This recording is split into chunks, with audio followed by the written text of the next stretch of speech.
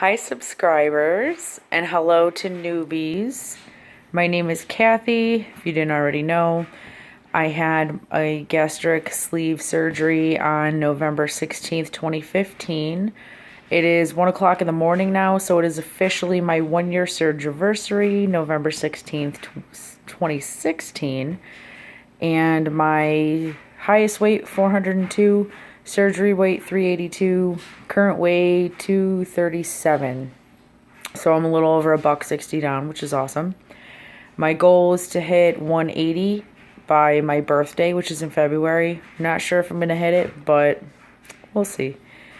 In any case, if you are just tuning in to my channel, you're probably watching this video in the name of research, and I've said this in several other videos, because when I was in the beginning stages, before my surgery, when I first got surgery, that's what I was hitting YouTube for. It was, just looking for people who had advice or what their journey was like. So I definitely have, at a year out, a few tips, which will basically condense all of my videos thus far into one, I think. It took me so long to have the surgery. I should have got it about 5 years before I actually did it, like my former doctor encouraged me to, but I didn't because I was scared to go under the knife. I thought I had gotten so large that I might have complications from the anesthesia or whatever, and it was fear, really, that held me back. And that's one of the very, very few regrets that I have. I wish I had done it sooner, and I'm sure that you will find that a lot of weight loss surgery patients say the same thing. I only wish I had done it sooner. I did not suffer any complications during my surgery. I find that a lot of people say that their recovery, it was great, it wasn't that much pain. I was in a lot of pain, so be prepared for that.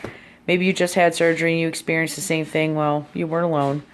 But for the first maybe 4 or 5 days, I felt like I got hit by a freaking truck. So that was a reality. But the surgery itself, not bad.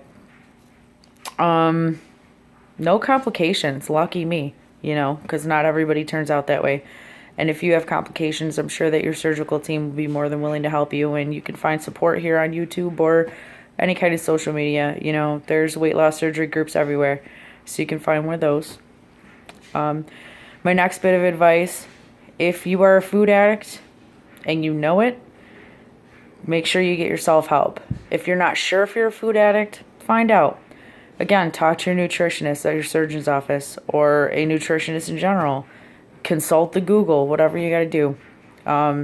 Figure it out, because you will definitely be helping yourself by being proactive and nipping your addiction in the bud. You could use 12-step programs. I said this in previous videos. I don't want to beat a dead horse, but this surgery is treating the symptom. It's not treating the disease. The disease is up here. The head hunger is real. The struggle is real. And it will catch up to you no matter what, really. If you're one of those who are lucky enough to shake their addiction, great. That's wonderful. But not all of us have had such luck, and it can creep back up on you. Another thing is, try to stick to what the surgeons and nutritionists tell you for as long as possible. When they say don't drink while you eat, don't drink while you eat. When they say to take your vitamins 3 times a day, take your vitamins 3 times a day. The vitamins can be expensive, even if you get the gummy ones. Make sure it's a commitment that you're willing to make. You have to take your vitamins. You have to stay hydrated. You have to get your protein in. I can't tell you how many times I've been sick this year and I've been in the hospital. Not admitted, but I've been to the ER a few times because I didn't take care of myself. You need to take care of yourself. You make it a priority. It's something that you should really prepare yourself, especially if you have kids and a family. You really have to pre-plan a lot. And it's going to take that kind of commitment. People who say that weight loss surgery is the easy way out, pure bullshit. Seriously. Being able to just exercise and eat healthy, if you have the ability to do that, then that's the easy way out. Lucky you. But for the rest of us who for whatever reason, have gained a lot of weight or are overweight, it's not that easy. There's surgery, there's so many steps, so many hoops to jump through to even get a surgery. You know, you got to take a psych eval and then insurance company and jump through all those hoops and get blood work and go for classes and whatever else your surgeon requires you to do.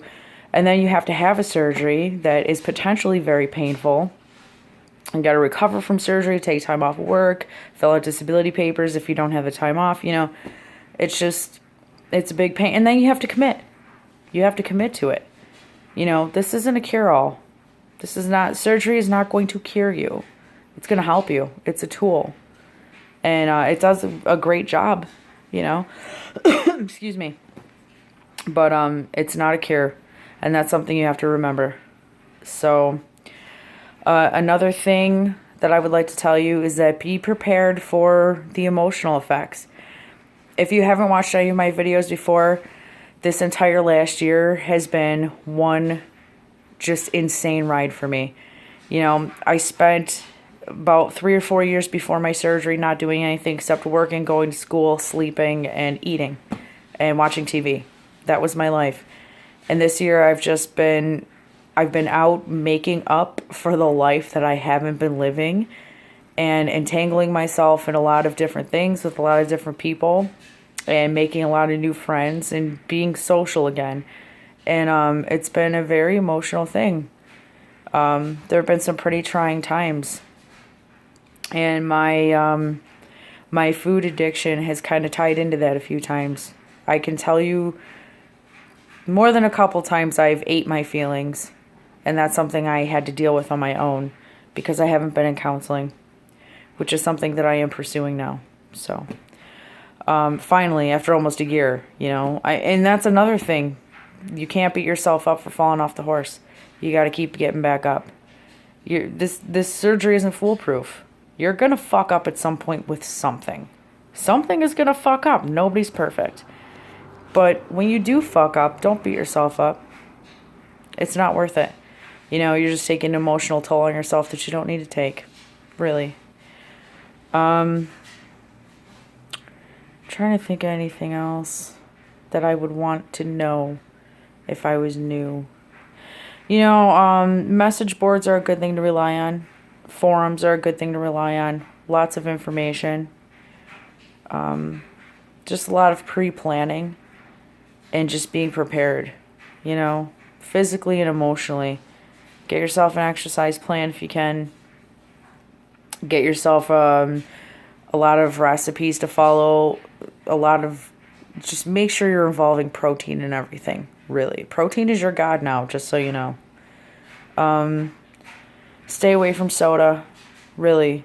I've been drinking it. It's not a good idea. I've been literally doing everything that you shouldn't be doing after having this surgery. I'm so far so good. I've been coming out okay. I've been lucking out, but it's been uncomfortable. Let me spare you some of that uncomfortability by telling you at least follow most of the rules, and you should be okay. Otherwise, me personally, a personal update, I've been stalled for a long time now, and I know why. It's because I've been eating crap. I've been eating my feelings again. But like I said, counseling is something I'm pursuing.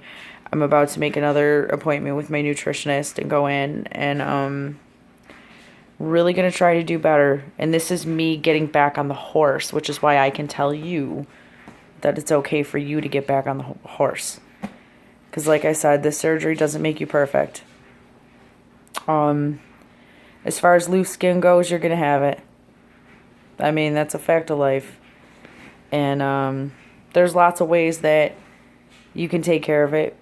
You might need another surgery. You might need another few surgeries. I know I do. I'm not worried about it. I'll get it paid for somehow. I'll get it done. I know I will. And that's something else you might want to think about beforehand, you know. And any other, you know, physical issues you might have. Keep your appointments. Get your labs done.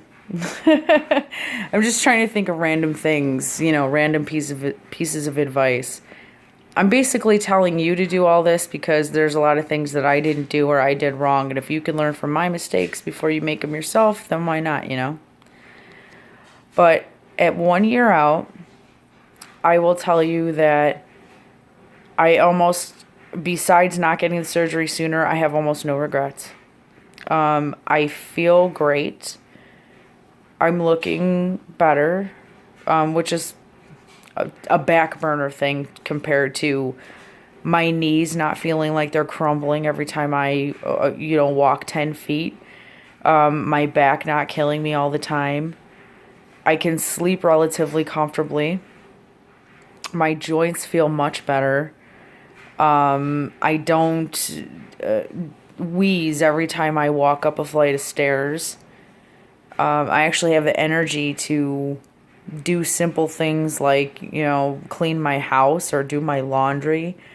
I have energy to exercise. I have energy to live my life. What a concept.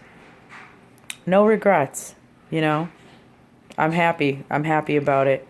I'm in a much better place than I was over a year ago. So I wish you much luck. And if you ever want to talk, you can hit me up at halo217@gmail.com. I will talk to anybody about anything if you have any questions, and I can be a source of support for you if you want. But if not, there are tons of resources online for you to utilize. So the surgery is an amazing thing. It really is. And I am thankful for every facet of this journey so far, good and bad. And I hope that you are too. So there's my 1 year update. All right. See you later, guys.